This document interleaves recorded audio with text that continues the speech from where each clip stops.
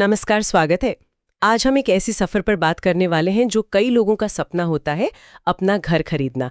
लेकिन ये सफर जितना रोमांचक है, उतना ही कभी-कभी अप्रत्याशित खर्चों से भरा भी हो सकता है। हमारे पास कैलगरी में पहली बार घर खरीदने वालों के अनुभव पर आधारित कुछ नोट्स हैं और आज हम इन्हीं की मदद से समझने की कोशिश करेंगे कि वो कौन सी लागतें हैं जो डाउन पेमेंट और मासिक किश्तों के पहाड़ के पीछे छिपी होती हैं, जिन पर अक्सर ध्यान नहीं जाता। होता यह है कि सारी ऊर्जा डाउन पेमेंट जुटाने और मॉर्गेज की शर्तों को समझने में चली जाती है। फिर जब चाबियां हाथ में आने वाली होती हैं तब एहसास होता है कि अरे, ये खर्चा भी था और वो वाला भी। ये छोटी छोटी लगने वाली रकमें मिलकर बजट को सच में हिला सकती हैं। तो आज हमारा मिशन यही है कि इन छिपी हुई या कहें कम चर्चित लागतों को सामने लाएं, ताकि घर खरीदने का फैसला पूरी जानकारी और आत्मविश्वास के साथ लिया जा सके, कोई आखिरी मिनट का झटका न लगे। तो चलिए खोलते हैं इन नोट्स को और देखते हैं कि घर की डील पक्की होने से लेकर उसमें रहने जाने तक और कौन कौन से पड़ाव आते हैं जहां पैसे खर्च होते हैं। ये सिर्फ लिस्टिंग प्राइस की बात नहीं है, कहानी उससे कहीं आगे है। तो सबसे पहले कुछ पेशेवर हैं जिनकी मदद लेनी ही पड़ती है। नोट्स में जिक्र है कानूनी शुल्क, लीगल फीस का। सुनने में तो ये थोड़ा भारी भरकम लगता है।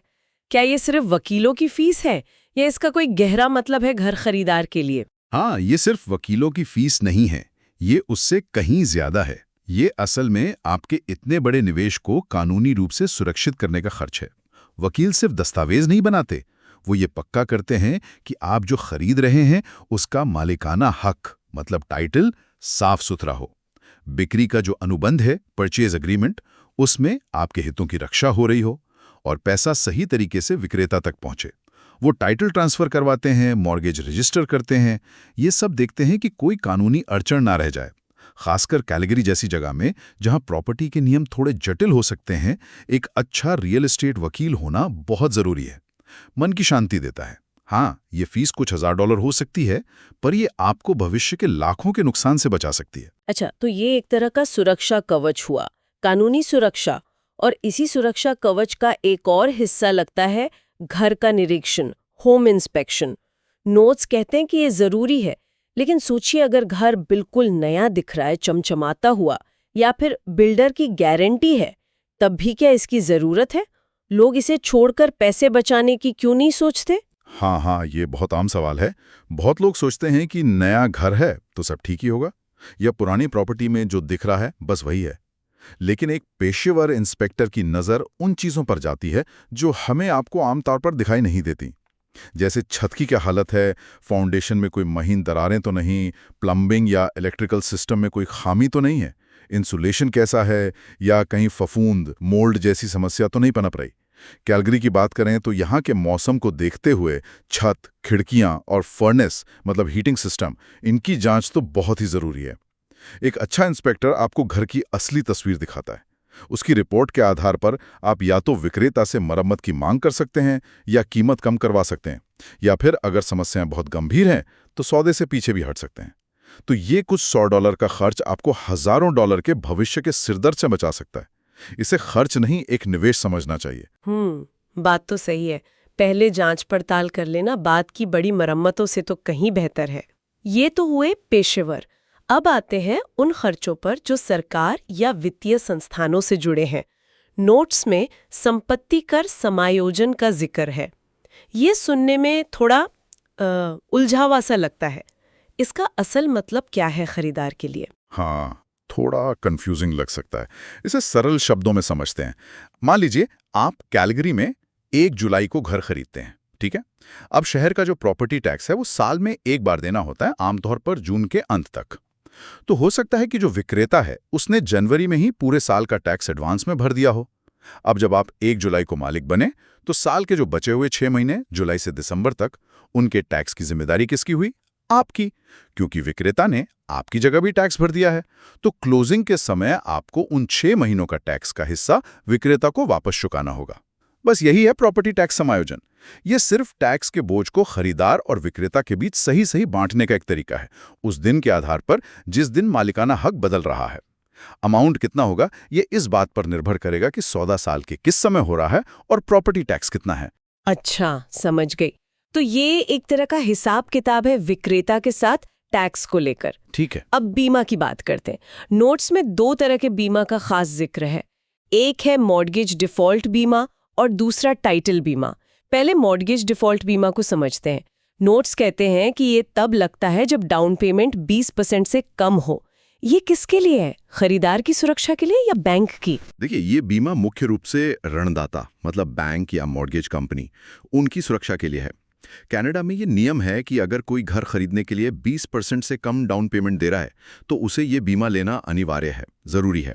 ये बीमा ऋणदाता को उस स्थिति में बचाता है अगर खरीदार भविष्य में किसी वजह से मॉर्गेज की किस्तें चुकाने में असमर्थ हो जाए, मतलब डिफॉल्ट कर जाए। हालांकि इसका प्रीमियम खरीदार ही देता है और ये आमतौर पर मॉर्गेज की कुल रकम में जोड़ दिया जाता है। लेकिन इसके कारण ही कम डाउन पेमेंट के साथ घर खरीदना संभव हो पाता है, क्योंकि इसके बिना बैंक शायद कम डाउन पेमेंट वाले लोन देने में हिचकिचाएंगे, उनको रिस्क ज्यादा लगेगा। कनाडा में मुख्य रूप से 3 प्रोवाइडर हैं इसके, CMHC, सेजन और कनाडा गारंटी। प्रीमियम कितना होगा ये डाउन पेमेंट के प्रतिशत पर निर्भर करता है। जितना कम डाउन पेमेंट उतना ज्यादा प्रीमियम। अच्छा, तो ये एक जरूरत है अगर डाउन पेमेंट कम है, मजबूरी कहें या सुविधा? और इसके साथ ही मूल्यांकन शुल्क, अप्रेजल फी भी जुड़ा होता है। हाँ, कई बार ऋणदाता मॉर्गेज मंजूर करने से पहले संपत्ति का मूल्यांकन करवाना चाहता है। वो एक स्वतंत्र मूल्यांकक मतलब अप्रेजर को भेजते हैं, ये जांचने के लिए कि आप जिस कीमत पर घर खरीद रहे हैं क्या वो प्रॉपर्टी वाकई उस लायक है भी या नहीं। बैंक ये पक्का करना चाहता है कि अगर आपको लोन दिया जा रहा है तो संपत्ति की कीमत उस लोन अमाउंट को कवर करती हो, कल को कोई दिक्कत हो तो। इस मूल्यांकन का शुल्क भी अक्सर खरीदार को ही देना पड़ता है। ये भी कुछ $100 हो सकता है। ठीक है, ये भी समझ आया। अब आते हैं टाइटल बीमा, टाइटल इंश्योरेंस पर। ये क्या बला है? हमने संपत्ति खरीद ली, वकील ने सब जांच लिया, फिर ये टाइटल का बीमा क्यों? सुनने में ये एक और अतिरिक्त लागत लगती है। क्या ये वाकई हर किसी के लिए जरूरी है, खासकर कैलगरी जैसे स्थापित शहर में? हाँ, ये सवाल भी बहुत वाजिब है और बहुत लोग पूछते हैं। देखिए, टाइटल बीमा मॉर्गेज डिफॉल्ट बीमा से बिल्कुल अलग चीज़ है। ये खरीदार और ऋणदाता दोनों को बचाता है। पर किससे? ये बचाता है संपत्ति के मालिकाना हक यानी टाइटल से जुड़े उन छिपे हुए मुद्दों से जो शायद वकील की सामान्य जांच में भी पकड़ में ना आए हों। जैसे हो सकता है सालों पहले किसी दस्तावेज में कोई धोखाधड़ी हुई हो, या कोई अनजान वारिस अचानक से अपना दावा पेश कर दे, या हो सकता है सर्वे में कोई गड़बड़ी हो जिससे बाद में पता चले कि पड़ोसी की बाड़ आपकी जमीन पर है, या सरकारी रिकॉर्ड में ही कोई गलती हो। टाइटल बीमा ऐसी स्थितियों से पैदा होने वाले कानूनी खर्चों और अगर कोई नुकसान होता है तो उससे सुरक्षा देता है। ये एक बार देना होता है, एक मुश्त प्रीमियम क्लोजिंग के समय, और ये तब तक सुरक्षा देता है जब तक आप उस संपत्ति के मालिक हैं। कैलगरी में भी शहर कितना भी स्थापित क्यों ना हो, पुरानी प्रॉपर्टीज में टाइटल से जुड़े मुद्दे सामने आ सकते हैं कभी भी। तो इसे मन की शांति के लिए एक महत्वपूर्ण निवेश माना जाता है, खासकर जब आप अपने जीवन घर की कमाई लगा रहे हो। ते भविष्य के उन अनजान जोखिमों से सुरक्षा है जिनके बारे में हमें पता भी नहीं। अगर हम इन सभी शुल्कों को देखें, कानूनी निरीक्षण, टैक्स समायोजन, बीमा मूल्यांकन, तो क्या ये सिर्फ पैसे लेने के अलग अलग तरीके हैं या इनका कोई बड़ा उद्देश्य भी है, सिस्टम में कोई भूमिका? बिल्कुल है। अगर हम बड़ी तस्वीर देखें तो ये सब शुल्क और बीमा एक स्वस्थ और सुरक्षित रियल एस्टेट बाजार बनाने में मदद करते हैं। कानूनी शुल्क और निरीक्षण क्या करते हैं? पारदर्शिता और निष्पक्षता लाते हैं। टैक्स समायोजन ये सुनिश्चित करता है कि टैक्स का बोझ सही से बटे। मॉर्गेज डिफॉल्ट बीमा कम डाउन पेमेंट वाले खरीदारों को बाजार में आने का मौका देता है, जिससे बाजार एक्टिव रहता है और साथ ही ऋणदाता का जोखिम भी कम होता है। और टाइटल बीमा वो स्वामित्व को सुरक्षित करता है, जिससे प्रॉपर्टी में निवेश ज्यादा भरोसेमंद बनता है। ये सब मिलकर खरीदार और ऋणदाता दोनों के जोखिम को कम करते हैं और लेनदेन को सुचारू बनाते हैं। तो ये सिस्टम का हिस्सा है, न कि सिर्फ ऊपर से डाला गया बोझ। ये समझना जरूरी है कि ये क्यों है, सिर्फ ये नहीं कि ये है। चलिए अब कुछ और व्यवहारिक खर्चों पर आते हैं जो घर में शिफ्ट होने के आसपास होते हैं। नोट्स में यूटिलिटी कनेक्शन, यूटिलिटी हुकअप्स का जिक्र है। ये क्या है और मोटे तौर पर कितने हो सकते हैं? हाँ, तो जब आप नए घर में जाते हैं तो आपको बिजली, पानी, गैस, इंटरनेट, केबल टीवी ये सब जरूरी सेवाएं अपने नाम पर करवानी होती हैं। कई बार ये सर्विस प्रोवाइडर इसके लिए एक बार का सेटअप या कनेक्शन शुल्क लेते हैं, वन टाइम फीस। ये हर कंपनी और हर शहर में अलग अलग हो सकता है। जैसे कैलगरी में एनमैक्स है बिजली के लिए, ATCO गैस के लिए, सिटी ऑफ कैलगरी पानी के लिए, और फिर इंटरनेट और टीवी के लिए अलग अलग टेलीकॉम कंपनियां हैं। इन सब के अपने अपने शुल्क हो सकते हैं। ये छोटे छोटे लग सकते हैं, $50, $100, लेकिन सब मिलाकर कुछ $100 तक पहुंच सकते हैं। तो इन्हें भी बजट में शामिल करना जरूरी है, भूलना नहीं चाहिए। और हाँ, घर बदलना है तो सामान भी तो ले जाना होगा। मूविंग का खर्च, मूविंग कॉस्ट, ये तो ऐसा खर्चा है जिससे लोग अक्सर कम आंक लेते हैं ना, अंडर एस्टिमेट कर जाते हैं। निश्चित रूप से बहुत ज्यादा अंडर एस्टिमेट करते हैं लोग इसे। मूविंग का खर्च इस बात पर बहुत निर्भर करता है कि आप मूव कैसे कर रहे हैं। अगर आप पेशेवर मूवर्स को हायर करते हैं तो खर्च ज्यादा होगा, खासकर अगर दूरी ज्यादा है या सामान बहुत है। उसमें फिर पैकिंग, लोडिंग, ट्रांसपोर्टेशन, अनलोडिंग सब शामिल हो सकता है। दूसरी तरफ अगर आप खुद ट्रक किराए पर लेकर दोस्तों की मदद से मूव कर रहे हैं तो खर्च कम होगा, लेकिन फिर भी ट्रक का किराया, पेट्रोल या डीजल, पैकिंग का सामान जैसे डिब्बे, टेप, बबल रैप और शायद दोस्तों के लिए पिज्जा और कोल्ड ड्रिंक का खर्च तो होगा ही। ये आसानी से कुछ $100 से लेकर कई $1000 तक जा सकता है।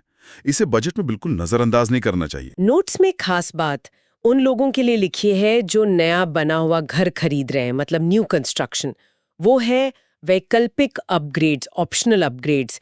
ये क्या हैं और ये कैसे बजट पे असर डालते हैं? हाँ, ये नए घर खरीदने वालों के लिए बहुत महत्वपूर्ण है।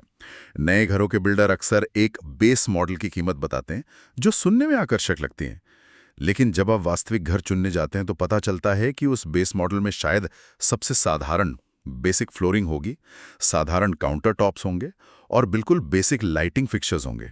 अगर आपको बेहतर क्वालिटी या डिज़ाइन चाहिए, जैसे ग्रेनाइट काउंटर टॉप्स या हार्डवुड फ्लोरिंग या फैंसी लाइटें या फिर अपग्रेडेड अप्लायंसेज, फ्रिज, स्टोव वगैरह, तो ये सब अपग्रेड माने जाते हैं और इनकी कीमत बेस प्राइस के ऊपर जोड़ी जाती है। कैलगरी के नए उपनगरों में ये बहुत आम है। इसके अलावा लैंडस्केपिंग, मतलब बाहर लॉन लगाना, पेड़ लगाना या डेक बनवाना, आंगन बनवाना या बेसमेंट को फिनिश करवाना, ये सब भी अतिरिक्त खर्चों में आ सकते हैं जो शुरुआती कीमत में शामिल नहीं होते। ये अपग्रेड्स घर की कीमत को हजारों, यहाँ तक कि कभी-कभी लाखों डॉलर तक बढ़ा सकते हैं।